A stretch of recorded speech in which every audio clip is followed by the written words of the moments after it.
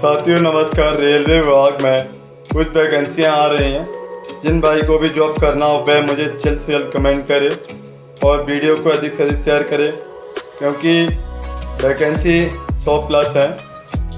और मेरे जो भाई जल्द से जल्द कमेंट करेगा और वीडियो को अधिक से शेयर करेगा उस भाई को मैं वैकेंसी में उपलब्ध करा दूँगा। और जल्द से जल्द इसे वीडियो में जल्द से जल्द कमेंट कीजिएगा और वीडियो अधिक से शेयर लाइक कमेंट कीजिएगा। जय हिंद।